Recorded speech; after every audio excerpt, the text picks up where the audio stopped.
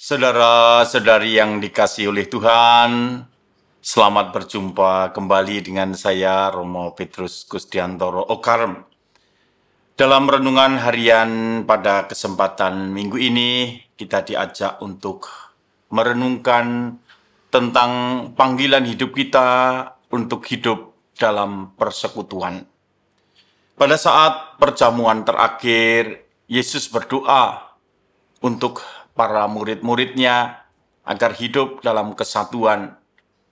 Tetapi tidak hanya bagi para murid, Yesus berdoa juga untuk orang-orang yang percaya kepadanya karena pemberitaan mereka.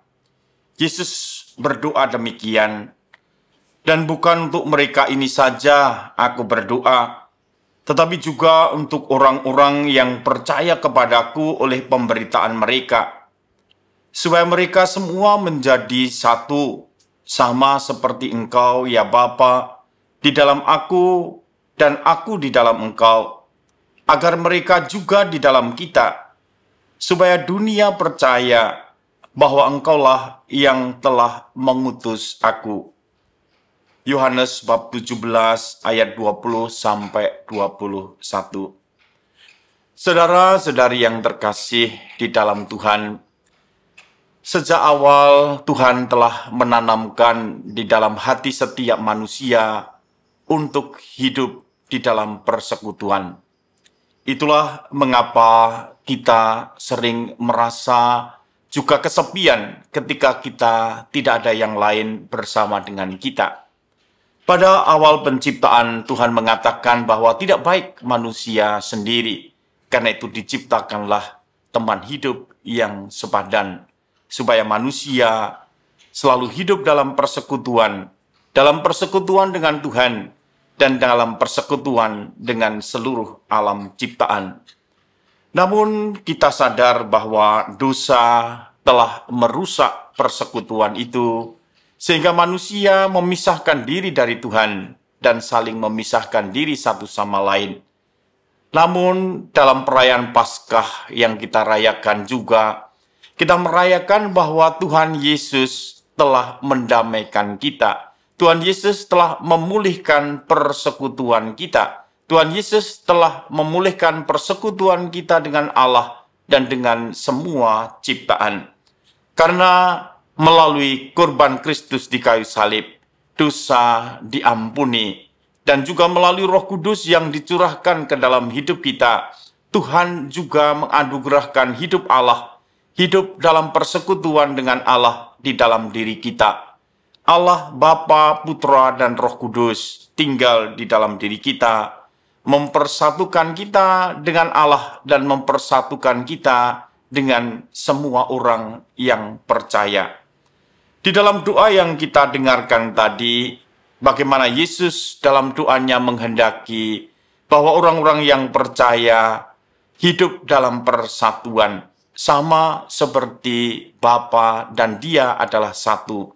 Dan supaya juga mereka hidup di dalam Tuhan, di dalam Allah yang adalah juga Allah persekutuan, Allah Bapa dan Putra dan Roh Kudus. Nah, saudara-saudari yang terkasih, kita semua sebagai umat beriman dipanggil juga untuk mewujudkan persekutuan itu di dalam hidup kita. Karena itu kita dipanggil untuk terlibat, untuk juga ikut ambil bagian di dalam komunitas kita yang juga ada di sekitar kita. Kita dipanggil untuk hidup bersekutu, bersaudara, bersatu dengan semua orang. Dan hidup persekutuan ini mengandaikan bahwa kita juga memiliki kasih seperti yang dimiliki oleh Tuhan. Karena hanya kasihlah yang mampu mempersatukan kita dengan semua orang. Kasih seperti Tuhan yang mau menerima semua orang, mau menampung semua orang di dalam hidupnya.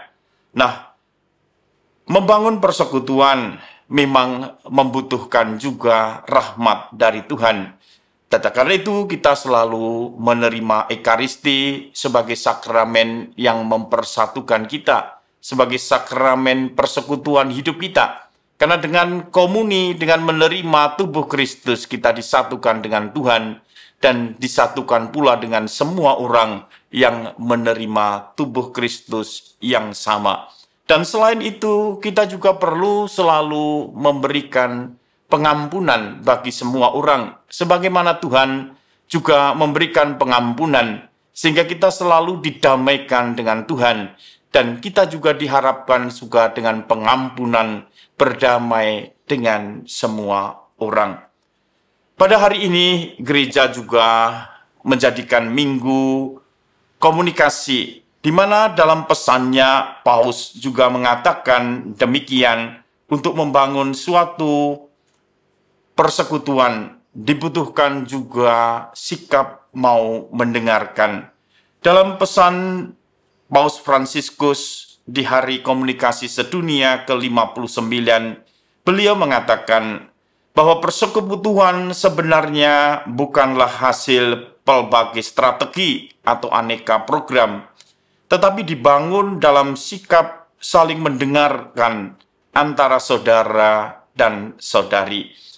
Pesan Paus di dalam suratnya ini mengajak kita semua untuk mau saling mendengarkan dengan hati, menaruh telinga di dalam hati kita, supaya kita sungguh-sungguh menerima, mendengarkan orang lain.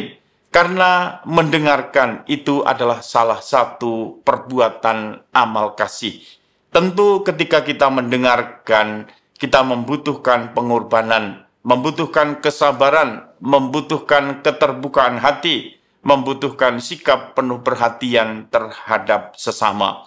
Dan membangun persekutuan dengan mendengarkan itu digambarkan seperti kita bermain orkestra atau bermain kur yang kemudian kita bersuara, tetapi kita juga perlu mendengarkan yang lain supaya kemudian terjadilah suatu harmoni, suatu kemudian keselarasan di dalam hidup. Membangun persekutuan, itulah kita butuh juga selalu mendengarkan. Di dalam pesannya, Paus Fransiskus juga mengatakan, dalam kesadaran bahwa kita berpartisipasi dalam persekutuan yang sudah ada sebelumnya, dan kita pun termasuk di dalamnya, kita dapat menemukan kembali gereja yang simfonis, di mana setiap orang dapat bernyanyi dengan suaranya sendiri, sambil menyambut suara orang lain, sebagai hadiah untuk mewujudkan harmoni keseluruhan yang disusun oleh Roh Kudus.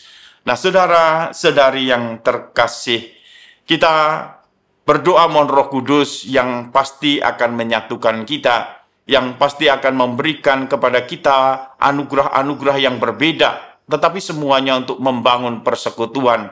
Tetapi dari pihak kita sebagai manusia, dipanggil untuk juga mau mendengarkan suara Tuhan, mendengarkan sesama kita. Karena sikap yang mendengarkan dengan sepenuh hati, itu juga menjadi sarana kita untuk menyatukan. Karena di dalam mendengarkan dengan hati, kita juga mewujudkan kasih yang mau merangkul, yang mau menyatukan satu sama lain. Tuhan memberkati.